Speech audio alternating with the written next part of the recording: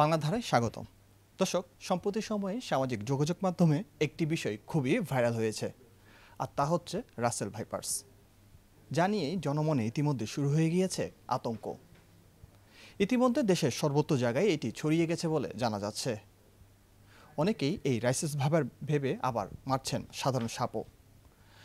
দর্শক, বর্তমানে আমি দাঁড়িয়ে আছি চট্টগ্রাম মেডিকেল কলেজ হাসপাতালের একটি গবেষণা কেন্দ্রে, যেখানে আসলে সাপ নিয়ে কিন্তু গবেষণা করা হয়। এবং আপনি দেখতে পাচ্ছেন আমার চারপাশে কিন্তু নানান ধরনের সাপ রয়েছে, যেগুলো নিয়ে চলছে নানান গবেষণা। আমার সাথে আছে এখানকার যিনি ডক্টর আছেন, ডক্টর আবদুল্লাহ, এবং তার কাছে আমরা জানবো এই রাসেস ভাইপার সম্পর্কে। কি এই রাসেলস ভাইপার এবং এটি আসলে কতটুকু ভয়ঙ্কর, এবং এটি যদি কোনো মানুষকে কামড় দেয় সেক্ষেত্রে আমাদের করণীয় কি, তাই আমরা জানার চেষ্টা করব। কেমন আছেন? জি, থ্যাংক ইউ। আচ্ছা, এই তো সম্প্রতি সময়ে সামাজিক যোগাযোগ মাধ্যমে কিন্তু রাসেল ভাইপার্সটা একটু বেশি ছড়িয়ে গিয়েছে, যদিও এর চেয়েও বিষাক্ত সাপ আমাদের দেশে আছে। এবং একটি গবেষণায় দেখে গিয়েছে স্বাস্থ্য মন্ত্রণালয়ের কিন্তু আমাদের দেশে প্রতি বছর কিন্তু 7,500 মানুষ সাপের কামড়ে মারা যাচ্ছে।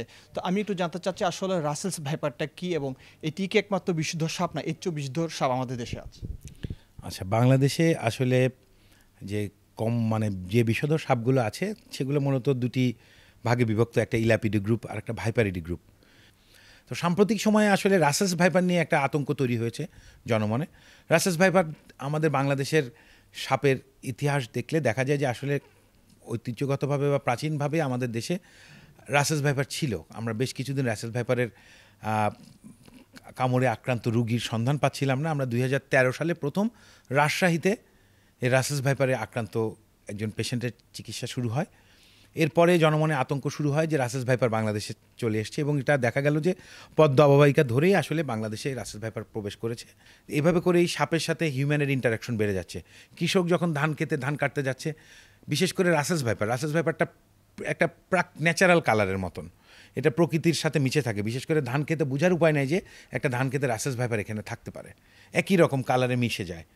তো এখন একটা কৃষক ধান কাটতে যেয়ে খেয়াল না করে যদি তার কেচিটা রাসেস ভাইপারের গায়ে আঘাত পড়ে যায়, রাসেস ভাইপার সাথে সাথেই তো ছোবল দিবে। কারণ সাপের ধর্ম হচ্ছে যে সাপ কখনো কিন্তু নিজে থেকে উড়ে এসে, নিজে থেকে তেড়ে এসে কামড় দিবে না, কামড় দেয় না। সাপকে যখন উত্ত্যক্ত করা হয়, সাপ যখন নিজেকে আত্মরক্ষার জন্যই শুধুমাত্র ছোবল দেয়। প্রশ্ন হচ্ছে, যদি লোকালয়ে ঘরে কিংবা কোনো যেসব জায়গায় সাপ থাকতে পারে ওইসব জায়গায় যদি সাপ দেখা যায়, সেক্ষেত্রে আসলে করণীয়টা কি? অনেকে দেখি যে এক্ষেত্রে একটু আতঙ্কিত হয়ে যায়, অনেকে দেখা যায় সাপকে মারতে যায় এবং মারতে গিয়ে কিন্তু ছোবলের শিকারটা হয়। সেক্ষেত্রে আসলে কি কি অবলম্বন করাটা উচিত? আমি যে বললাম যে প্রথম কথা হচ্ছে সাপকে আমরা দেখলে এড়িয়ে যাব। আমাদের ঘরের মধ্যে একটা সাপ ঢুকছে, আমরা ওই ঘর থেকে বেরিয়ে যাব, ঘরের মধ্যেই সাপটা থাকুক। আমরা বন বিভাগকে খবর দিতে পারি, আমরা আমাদের ভেনম রিসার্চ সেন্টারের যে একটা রেস্কিউ টিম আছে, ঠিক আছে, সেখানে আমরা যোগাযোগ করতে পারি, জানাতে পারি। ওখানে যদি জানায় আমাদের টিমের মেম্বার বা আমাদের যে প্রতিনিধি থাকবে, তারা ওই সাপটাকে ওই জায়গা থেকে, যারা সেফ স্নেক হ্যান্ডলিং করার ট্রেনিং আছে ওরকম লোক দিয়েই সাপটাকে ধরতে হবে। সাপ কখনোই আমরা ধরতে যাব না কিংবা সাপটা মারতে যাব না। আচ্ছা, আরেকটা জিনিস আপনি ইতিমধ্যে বলেছেন যে ওঝার কাছে আমরা যাই, ওঝা কাছে তো যাই, পাশাপাশি আরেকটা জিনিস আমরা লক্ষ্য করি আমাদের সমাজে যে কবিরাজ কিছু ওষুধ দেয়, কিছু তাবিজ দেয়, এবং বলে এটা সাথে রাখলে কিংবা ঘরে বেঁধে রাখলে, অনেকে আবার কিছু কি বলে দ্রব্য, যেমন copper oxide, carbon dioxide, kerosene, এগুলো বাড়ির মধ্যে দেয়, বলে এসব দিলে সাপ আসে না। এটি আসলে কতটুকু সত্য? আসলে তো ওঝার সাফল্যটা হচ্ছে যে আমাদের দেশের যে টোটাল সাপ আছে, সাপের 80-85% কিন্তু নন ভেনোমাস স্নেক। আপনার একটা ছোট্ট ডাটা দিই যে আমাদের 2023 সালে প্রায় 1350 রুগী আসছে। সেই 1350 রুগীর 1000-এর বেশি রুগী ছিল নন ভেনোমাস। তার মানে আমাদের বেশিরভাগ সাপ কিন্তু নন ভেনোমাস। মানুষ আতঙ্কগ্রস্ত হয়ে সাপে কাটলে হাসপাতালে যেতে বলা হচ্ছে, এবং যাবে, অবশ্যই আসবে, কারণ মানুষ তো জানে না এটা বিষধর না অবিষধর। তাহলে এখন যদি প্রতিটা রুগী যদি সাপে কাটলে ওঝার কাছে যায়, তাহলে নন ভেনোমাস রুগীগুলো তো কিছু হবে না। তাহলে ওঝার সাফল্য তো সেই 80% হয়ে গেল। তাহলে মানুষ ভাবে যে আর 80% লোকই তো ওঝার কাছে গেলে ভালো হয়ে যায়। এটা হচ্ছে ওঝার সাফল্য। আর কবিরাজ, বৈদ্য সহ ঝাড়ফুঁক পুরাটাই তো একটা কুসংস্কার, এবং বরং এটা অলওয়েজ ডেট্রিমেন্টাল। এটা খুব ক্ষতিকারক, কিছু ইফেক্ট হওয়া ছাড়া কোনো ধরনের কোনো খারাপ ভালো ইফেক্ট কোনো দিনই হবে না। আর হচ্ছে যে আপনার যে বলা হচ্ছে যে আমরা এটা অনেকগুলো গবেষণা করে কনফার্ম করা হয়েছে যে সাপ কোনো কেমিক্যাল সাবস্টেন্স বা কিছু দিয়ে সাপ আসবে না, এই কথাটা আসলে একদম ভুল। সাপ তার খাবারের সন্ধানে যেতে থাকবে। কেউ বলে ব্লিচিং পাউডার দিলে, কেউ বলে কার্বলিক অ্যাসিড দিলে, কেউ বলে আরও ধরনের যে কোনো কেমিক্যাল সাবস্টেন্স দিয়ে সাপ প্রতিরোধ করা যায় না। সাপের মতন স্বাভাবিক নিয়মে চলবে, আমরা সাপকে এড়িয়ে যাব। আমরা সাপের কামড় থেকে বাঁচার জন্য যে পদ্ধতিগুলো আছে, যে নিয়মগুলো আছে, ওগুলো যদি আমরা মেনে চলি, আমরা যদি কৃষক একটা বুট পরে যদি খেতে যায়, একজন মানুষ যদি হাতে টর্চ নিয়ে রাতের অন্ধকারে হাঁটে, হাতে যদি একটা লাঠি থাকে, কোনো জঙ্গলের পাশ দিয়ে যাওয়ার সময় যদি একটু নাড়াচাড়া করে যদি আমরা হাঁটি, আমরা এই জিনিসগুলো যদি আমরা মেনটেন করি, তাহলে আমরা সাপে কাটার কামড়গুলো এড়ানো সম্ভব আমাদের পক্ষে। যদি বিষধর সাপ কিংবা রাসেল ভাইপার্সের মতো বিষাক্ত সাপ কামড় দেয়, সেক্ষেত্রে কত ঘন্টার মধ্যে রোগীকে যদি হাসপাতাল নিয়ে আসা হয় এবং ট্রিটমেন্টের কতদিনের মধ্যে রোগী সুস্থ হয়ে যায়, যদি একটু বলতেন। এটা তো আসলে আমরা সবসময় বলি যে অ্যাজ সুন অ্যাজ পসিবল। সাপে কাটলে আমাদের রুগীটাকে যত দ্রুত সম্ভব, জাস্ট আমাদের হাতে কাটলে হাত, পায়ে কাটলে পা, ইমোবিলাইজ করব, বা প্রেশার ইমোবিলাইজেশন করতে পারলে আরও ভালো, যাতে আমাদের আমাদের রক্ত চলাচলটা একটু কমাতে পারলে বিষটা ছড়ানোটা কমানো যায়, ইফেক্টগুলো একটু ডিলে করানো সম্ভব হয়। বাট আমাদেরকে মাথায় রাখতে হবে যে সাপে কামড় দিলে যত দ্রুত সম্ভব হাসপাতালে নিতে। বাট একটা সাপে কামড় দিলাম মিনিটের মধ্যে তার ইফেক্ট শুরু হয়, ঠিক ব্যাপারটা তা না। একটা রুগী যদি সাপে কাটার কামড়ের 1 ঘন্টার মধ্যেও যদি হাসপাতালে প্রবেশ করে, সেই রুগীটাকে যদি অ্যান্টিভেনম দেওয়া যায়, এই রুগী যদি আমরা চিকিৎসা করি, যত সময় পুরোপুরি সুস্থ হয়ে যায়।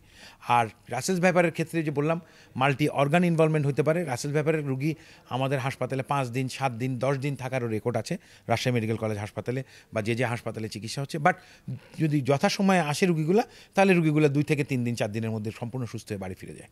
আরেকটা বিষয়, আমরা অনেকেই দেখছি সাপে কামড় দিলে তার পায়ের উপর বা নিচে 2টা গিঁট বাঁধা হয়, এটা কতটুকু বৈজ্ঞানসম্মত? এখন এই টর্নিকুয়েট যেটাকে বলতাম, আসলে এই গিট বাঁধাটাকে আমরা ইনহিবিট করছি।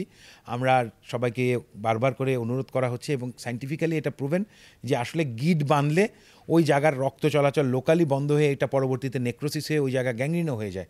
এবং এমনও ঘটনা ঘটছে, শুধুমাত্র একটা নন ভেনোমাস সাপ, অবিষধর সাপ, শুধুমাত্র তীব্র গিট দেওয়ার কারণে তার অ্যাম্পুটেশন করে ফেলতে হয়েছে, তার অঙ্গটাই নষ্ট হয়ে গেছে। সো এই জিনিসটা কোনো প্রয়োজন নাই, আমরা বলছি শুধু ইমোবিলাইজ করে রাখতে। গিট কখনোই বানবো না, যে কারণে আমরা বলছি যে সাপে কামড় দিলে সাথে সাথে যদি মহিলাদের হাতে চুড়ি পরা থাকে, আংটি পরা থাকে, এগুলো খুলে ফেলুন, নাহলে ওইটাই এখন আপনার বড় গিট হয়ে দাঁড়াবে। এবং এটার জন্য আমরা অনেকবার হাসপাতালে এই কেচি দিয়ে, মানে আমাদের ইনস্ট্রুমেন্ট দিয়ে রীতিমতো এই হাতের চুড়ি বা বালা, আংটি এগুলো কাটা লাগছে তার ট্রিটমেন্ট পারপাস। সো অবশ্যই গিটটা অবৈজ্ঞানিক একটা ব্যাপার এখন।